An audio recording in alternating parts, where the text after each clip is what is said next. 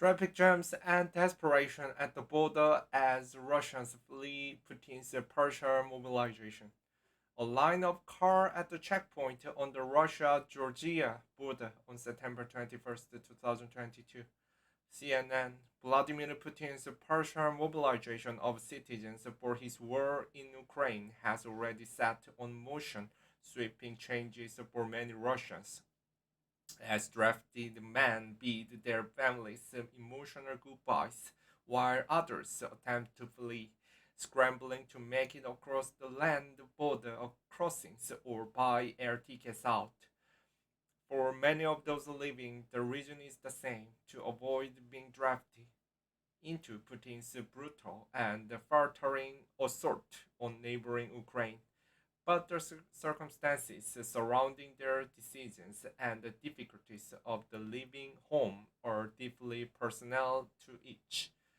For even a man who said he's an officer in Russia's reserves and left his country for Belarus on Thursday, the motivation was clear. I don't support what's going on, so I just decided that I had to leave right away, he told CNN. I felt like the doors are closing, and if I didn't leave immediately, I might not be able to leave later, Ivan said, adding he was thinking of the close friends back home with the two little children who, unlike him, was unable to pack up and go. Alexei, a 29-year-old who arrived in Georgia from Russia via bus on Thursday, told CNN the decision was due in part to his root. Half of my family is Ukrainian. I'm not in reserves now. For this wave of mobilization, but I don't think if this going on, all the men will be qualified, he said. Cars call to enter the Brusny Chnoye checkpoint on the Russian Finnish border in the Leningrad region of Russia on September 22nd.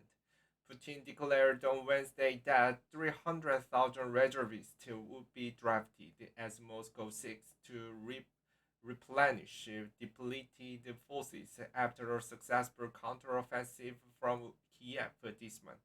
The move is set to change the scope of Russia's invasion from the offensive fought largely by volunteers to one that embroils a larger swath of its population.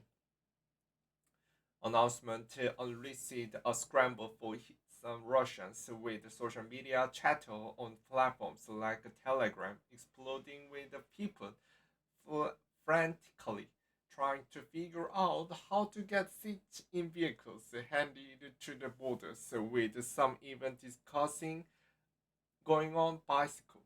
Long lines of traffic formed at land border crossings into several countries. According to video footage, images on Kazakh media websites appears to show vehicles backed up near the Russia-Kazakhstan border. In one posted by Kazakh media outlet Tengri News, a person can be heard saying their vehicle has been at the standstill for 10 hours in Russia's Saratov region as they try to make their way to Kazakhstan. And the list cars, everyone is on the run from Russia. The person in the video can be heard saying CNN cannot independently verify the videos. At the arrivals hall of Istanbul airport on Friday, 18-year-old student Daniel told CNN of his plans to wait it out in Turkey.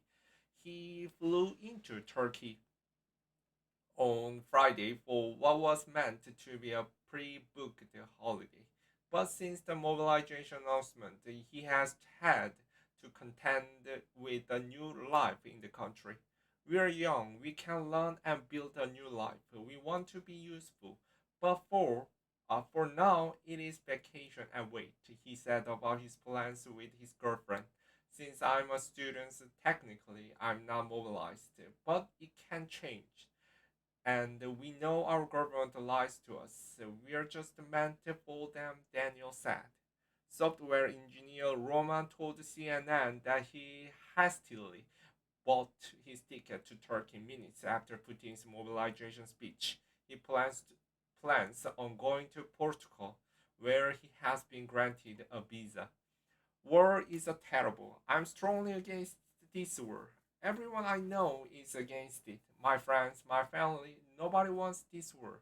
Only politics want this war, he said, adding that his wife has had to stay in Russia as she does not have a Portuguese visa. The only plan is to survive. I'm just scared. He added. Another Russian citizen who declines to be named described the war as useless and cruel. It should never have started in the first place. And I'm sorry for the Ukrainians. I'm sympathized with them. The divorcee will fly on Saturday to Israel without his two children who are still in Russia. I'm hoping to bring them to me when I'm settled, he said. I will try to move them out because Russia is certainly not the place for them.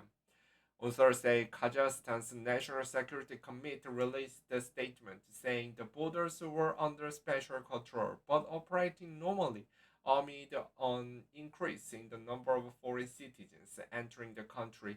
The number of passenger vehicles entering Kazakhstan from Russia had increased 20% since September 21st, the country's State Revenue Committee said in a separate statement.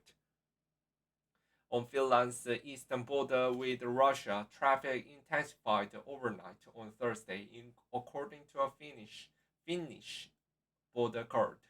Earlier that day, Finland's Prime Minister Sanna Marin told the parliament her government was ready to take action to put the end to Russian tourism and transit through Finland, according to Finnish public broadcaster Yle. Many of those living appears to be men. Women are not part of Russia's conscription. Travel agency websites also showed the dramatic increase in the demand for flights to places where Russians do not need a visa. Flight sale website indicates the direct flight to such countries sold out through Friday at least. Arrive anecdotal report indicates the people were having trouble finding ways to live far past that time frame. At least two Russians who left the country, one visa land and one visa air, told CNN that departing men were being questioned by Russian authorities with queries including whether they had had military training and others about Russia and Ukraine. It was like a regular passport control, but every man at the queue was stopped and asked additional questions. They took a bunch of us to a room and asked questions mainly about our military training. Badim, a Russian who arrived in Georgia by air, told CNN. Mobilization begins inside Russia's borders. The mobilization that some were aiming to escape appears to already be underway. South Social media videos showed the first phase of the Persian mobilization in several Russian regions, especially in the Caucasus and the Far East, far from Russia's wealthy metropolitan areas. In the Russian Far East city of Nereyungi, families said goodbye to a large group of men as they boarded buses, as seen in footage posted in the community video channel. Many people are visibly emotional in the video, including a woman crying and hugging her husband goodbye, while he reached for his daughter's hand from the bus window. The Russian families say goodbye as men leave for military service in Nereyungi, Shaka Republic, Russia. Another shows a group of about 100 newly mobilized soldiers waiting at Magadan Airport in the Russian Far East next to the transport aircraft. Telegram videos showed another mobilized group of men awaiting transport, purportedly, purportedly in Amginsky Ulis in the region of Yakutia, a vast Siberian territory.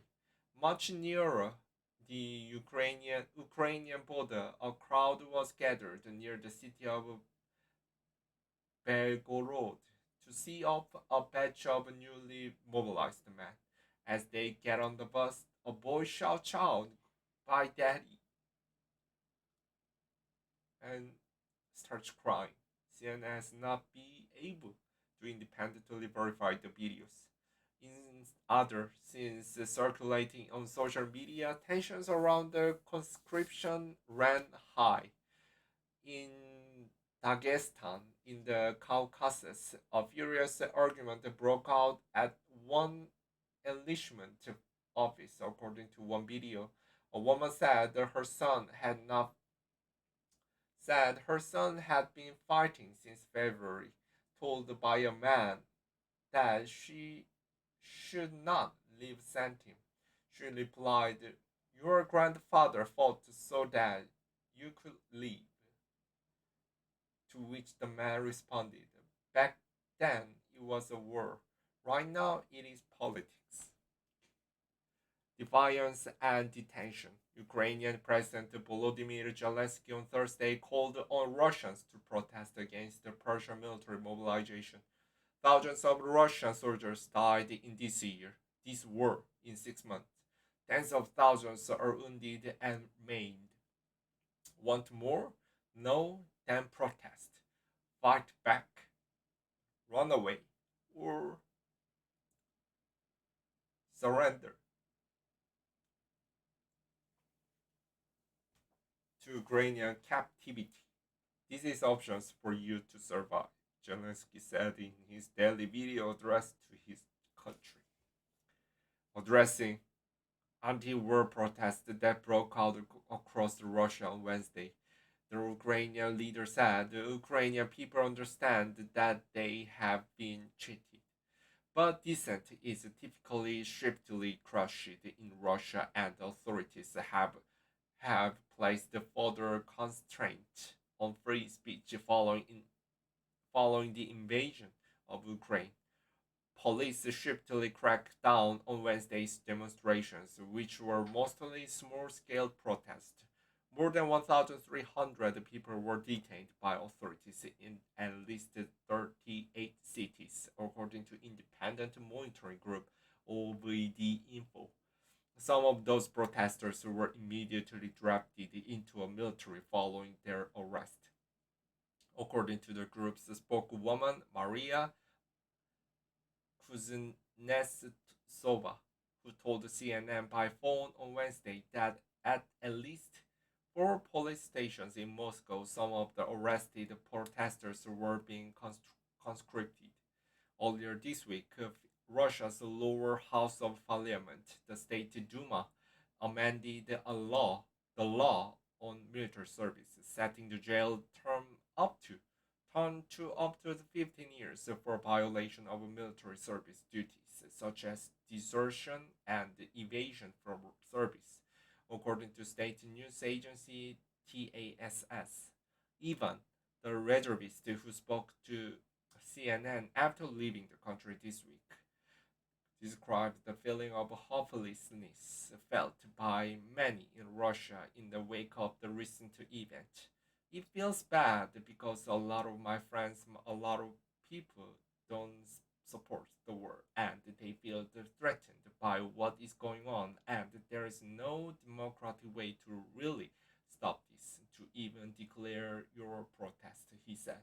CNN's Kutaisus Yulia Kesayaba, Lauren Kent, Sugwam Pokarel, and Anastasia Graham Yuli contributed to this report.